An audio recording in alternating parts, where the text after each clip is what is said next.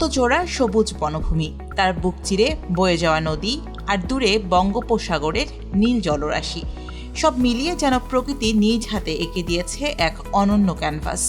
কোথাও সবুজ চরে ফুটে আছে বনফুল, কোথাও নদীর ঢেউ আর সমুদ্রের গর্জন মিলে তৈরি করছে এক অপার্থিব আবহ। পায়রা, বিষখালী ও বলেশ্বর নদীর কোল ঘেঁষে গড়ে ওঠা সবুজ চর, ট্যাংরাগিরি, সংরক্ষিত বন, হরিণঘাটা, নিদ্রার চর ও সুরঞ্জনা ইকো পার্ক এখন পর্যটকদের কাছে নতুন আকর্ষণ। প্রতিদিন দেশের নানান প্রান্ত থেকে ভ্রমণ পিপাসুরা ছুটে আসছেন এই প্রকৃতির সৌন্দর্য উপভোগ করতে।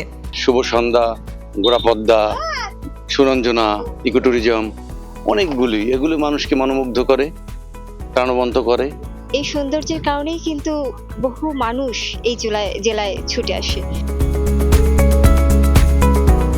পর্যটকরা বলছেন, নদী, বন আর সমুদ্র, তিনটি প্রাকৃতিক সৌন্দর্য একসঙ্গে কাছ থেকে দেখা এক অনন্য অভিজ্ঞতা। প্রাকৃতিক সৌন্দর্য, এই যে নদী, নালা, পশু পাখি একত্রে কোথাও দেখা যায় না। প্রত্যেকটা জেলায় যে কয়েকটি উপজেলা আছে, এই উপজেলা এক একটা উপজেলাকে কিন্তু অসংখ্য পর্যটন স্পট আছে, যেগুলো দেখতে কিন্তু ঢাকা থেকে বা বিদেশি থেকে অনেক পর্যটক এখানে আসে। স্থানীয় পর্যটন উদ্যোক্তা ও জেলা প্রশাসন বলছেন, বরগুনার ইকো ট্যুরিজম সম্ভাবনা দিন দিন বাড়ছে। নৌভ্রমণ, নতুন পর্যটন স্পট ও স্থানীয় হস্তশিল্প ও খাবারকে ঘিরে এখানে গড়ে উঠতে পারে একটি টেকসই পর্যটন অর্থনীতি। বরগুনা জেলা এমন একটি জেলা যে জেলার উপর থেকে চারটি খরস্রোতা নদী বঙ্গোপসাগরে মিশেছে, এবং এই যে বিস্তীর্ণ জলমোহনা তৈরি হচ্ছে, সেখানে অসংখ্য স্নিগ্ধ দ্বীপবন রয়েছে, আর একদিকে সুন্দরবন রয়েছে, একদিকে কুয়াকাটা রয়েছে, মাঝখানে ছোট ছোট অসংখ্য স্নিগ্ধ দ্বীপবন রয়েছে।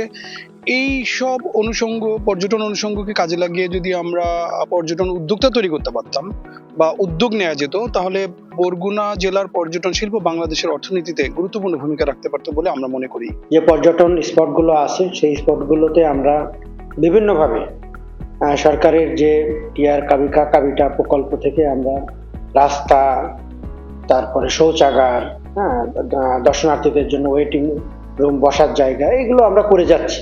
আমরা আশা করছি যে খুব শীঘ্রই আমরা এই সমস্যা কাটিয়ে উঠতে পারবো। আমাদের যোগাযোগ এবং যাতায়াত ব্যবস্থার উন্নতির সাথে সাথে পর্যটন ব্যবস্থাকে আমরা সামনের দিকে এগিয়ে নিয়ে যাব।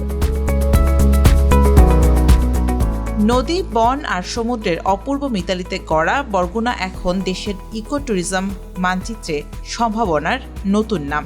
পরিকল্পিত উন্নয়ন ও বিনিয়োগ বাস্তবায়ন হলে এই উপকূলীয় জেলা হয়ে উঠতে পারে পর্যটন অর্থনীতির একটি গুরুত্বপূর্ণ কেন্দ্র।